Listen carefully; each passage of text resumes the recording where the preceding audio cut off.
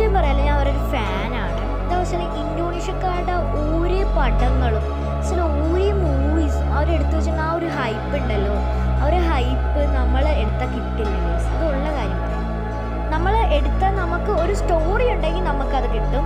പക്ഷെ അവർക്ക് ഏറ്റവും നല്ലൊരു മികച്ച സ്റ്റോറീസാണ് അവർ വെക്കാറുള്ളത്.